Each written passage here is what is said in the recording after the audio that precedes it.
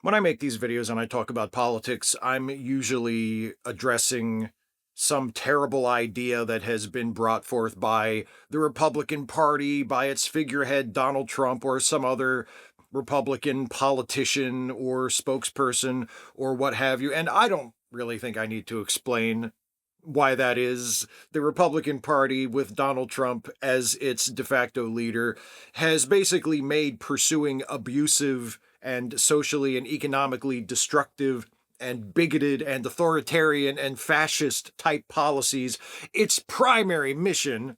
So, of course, when I talk about politics and I'm being critical of something political, especially here in the US, I'm going to be talking about the Republican Party 99 times out of 100. But that doesn't mean that the Republicans have the market completely cornered when it comes to bad ideas in politics. Case in point, one of the recent efforts to address the homelessness problem here in the United States, specifically in the state of California, and this effort is being spearheaded by the Democratic governor of the state of California, Mr. Gavin Newsom.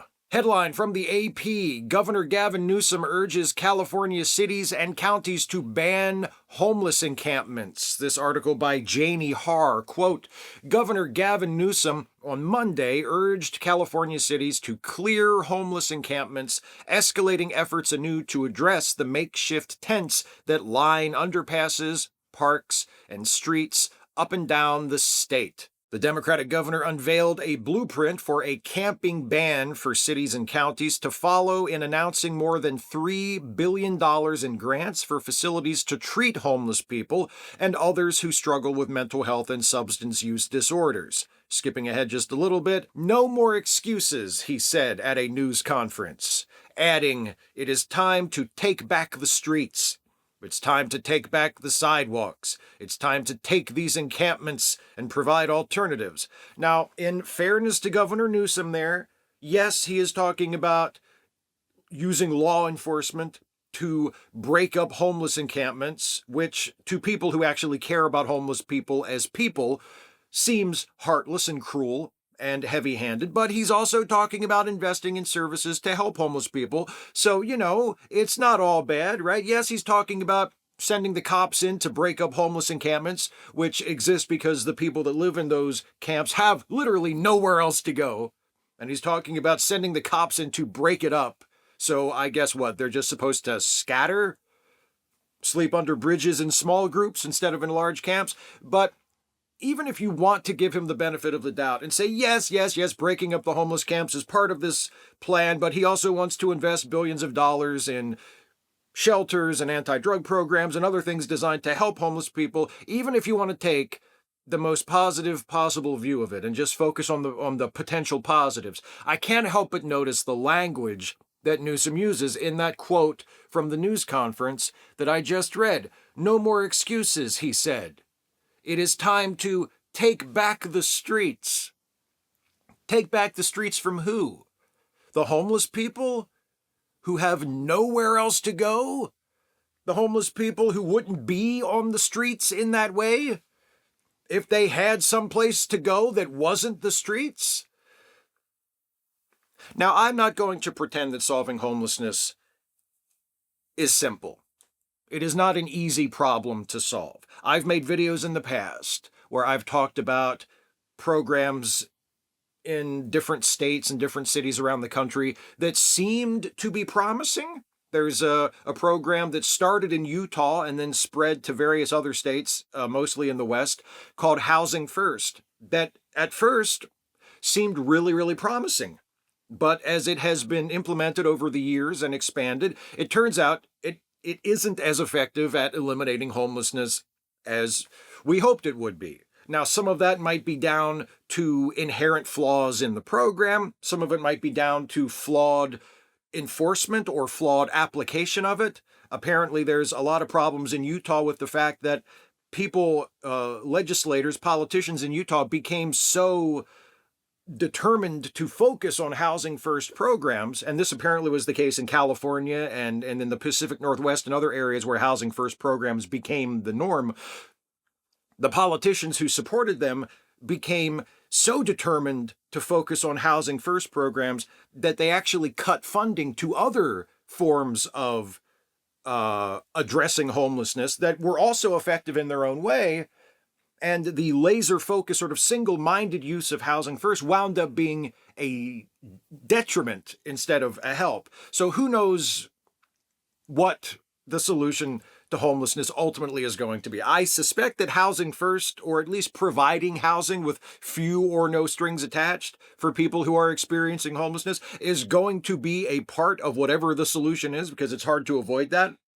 I mean, if a person does not have a place to live, it just sort of follows logically. Part of the solution to that problem would be providing that person with a place to live, regardless of what else you have to do or what other measures you have to put in place to ensure that that person is able to have a stable home and they don't return to living on the street. That, it seems like giving them a place to live is going to necessarily be a part of that process. But it's a tough issue. It's challenged state and local and even the federal government for decades now. Who knows what the ultimate solution to homelessness is? I suspect it will partially be a housing first type program. I don't think it'll be a one-size-fits-all program for all communities or even for all homeless people. But I will tell you, I will almost guarantee you what part of the solution will not be. And that is continuing to criminalize being homeless. Gavin Newsom and other governors and other mayors can come out and say, we're going to break up these homeless encampments. We're going to stop these people from living on the streets and from taking over sidewalks and from taking over public spaces. That's not being done for the benefit of those homeless people. That's being done for the benefit of people who aren't homeless. That's being done for the comfort of people who aren't homeless. That's being done for the optics, for how it looks to people who aren't homeless. If you're part of a city government, you don't want to have homeless people on the streets, visibly homeless people in your city, not because you care about the homeless people, but because it makes your city look bad.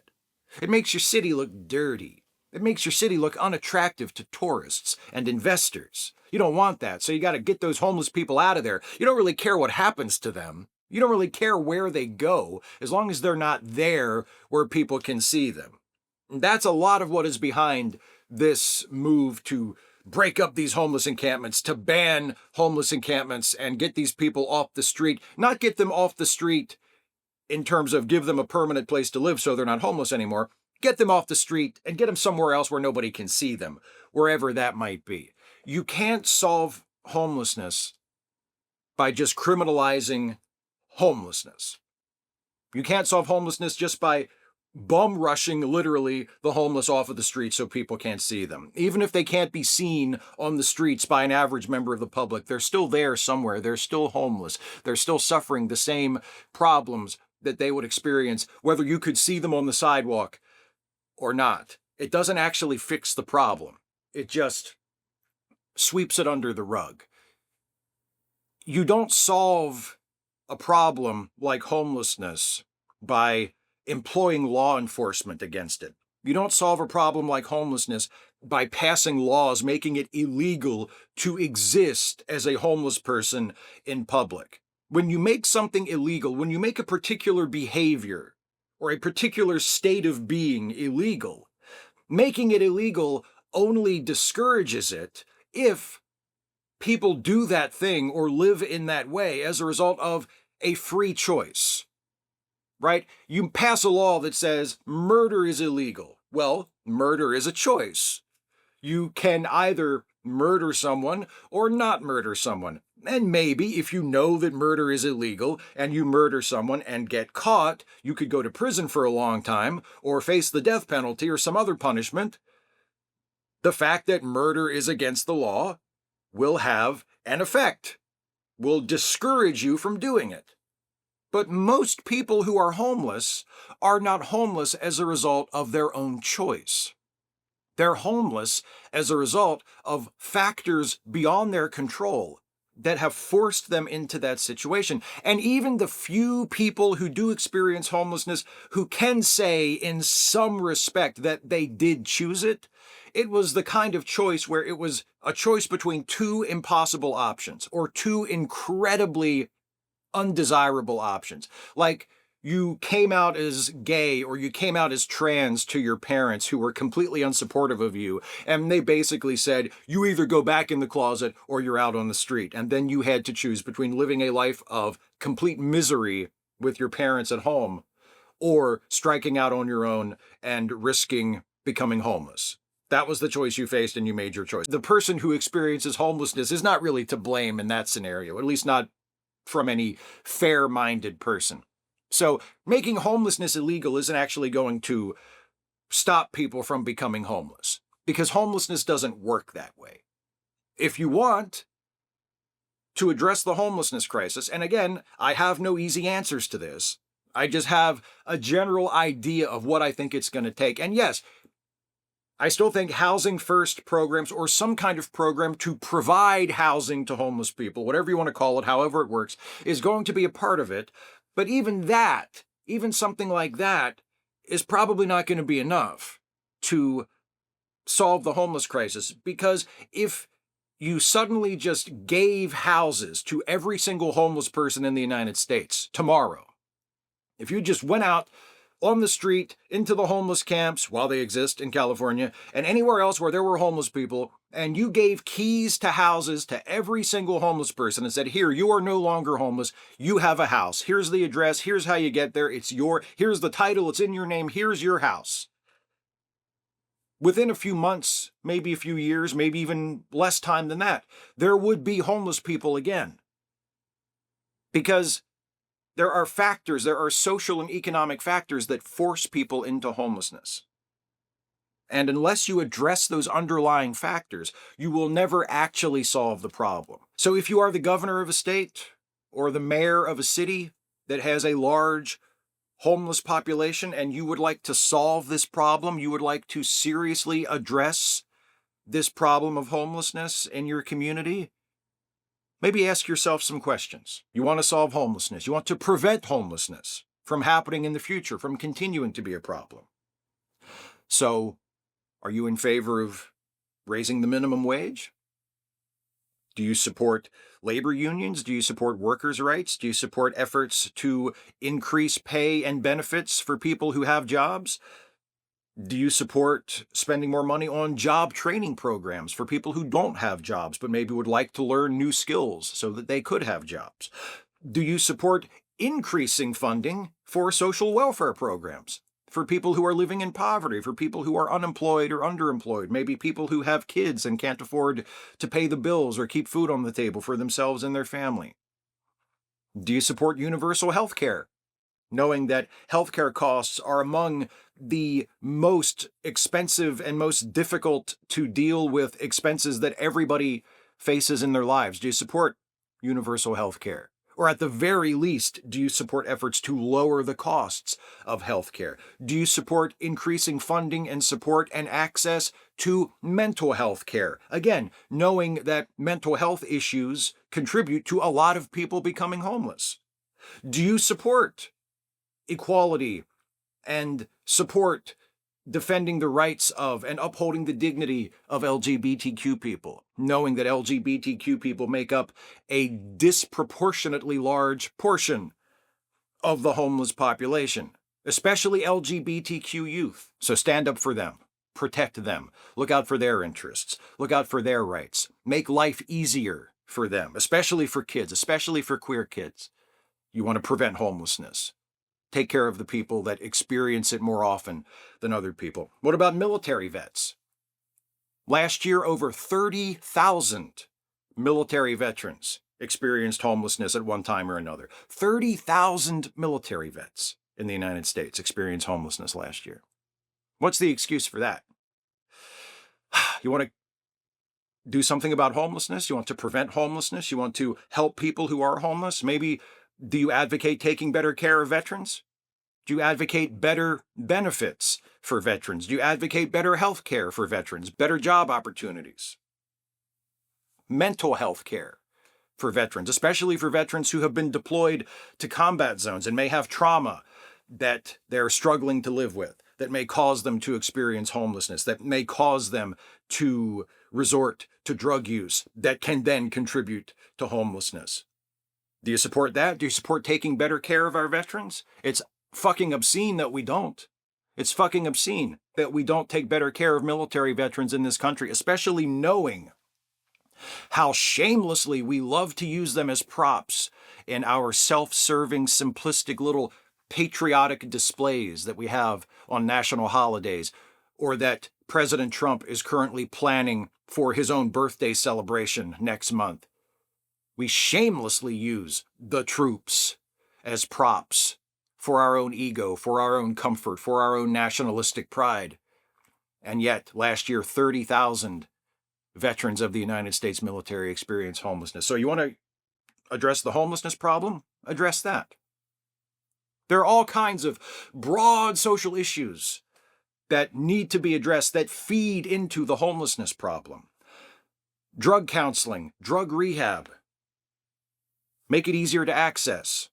Make it easier for people who have a problem to get help. Instead of criminalizing that, instead of criminalizing drug use, instead of criminalizing drug addiction, focus on rehabilitation, focus on counseling, focus on helping people. Because drug use, drug addiction leads people to homelessness. Think about that. Do you support that? If you're in favor of doing something about homelessness, you should. I mentioned supporting increased funding for social welfare programs. How about, do you support universal basic income? That might help with the homelessness crisis. Giving every single American a guaranteed income every month or every week or every 2 weeks or however we work it out. Providing people with a floor, just a basic floor that they're not allowed to fall below. They have a certain amount of money. They don't have to earn it. They don't have to work for it.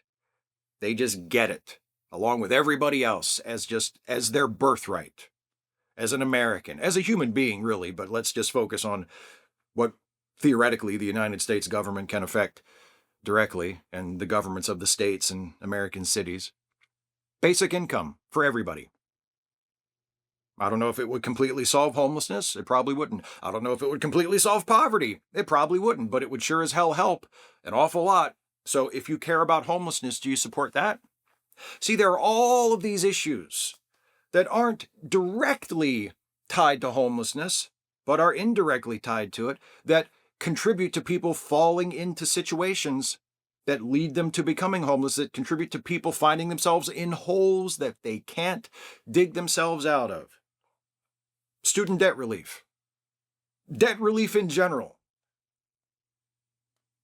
Do you support that? There are all kinds of things that we need to fix in this country, and if we fix them, or at least went a long way toward fixing them, I can all but guarantee you that would have a positive impact on the homelessness problem, because it would make it a lot more difficult for people to become homeless. And while we are making it more difficult for people to become homeless, by giving them more of a safety net, by taking away a lot of the factors that push people into homelessness, we can also be working on taking the people who are homeless right now and lifting them out of it. And again, I don't know exactly how to do that. I don't know exactly which programs we should support. I don't know exactly which methods or which strategies we should employ, but I know that arresting homeless people ain't it. I know that breaking up homeless camps for the sake of making the city look better ain't it. I know that making park benches impossible for people to sleep on ain't it. I don't know how we solve the homelessness problem, but I know that before we solve it, and I mean really solve it, really fix it, so that people do not experience homelessness, we fix it as a humanitarian crisis, not as an optics problem. Before we do that, we are going to have to reset our perspective. Before we decide what programs to fund, which not to, before we decide which strategies to follow, before we decide any practical matters of how to address homelessness in the short term and the long term, the first thing we're going to have to do is shift our perspective so that we stop seeing homeless people as a nuisance and we start seeing them as our neighbors.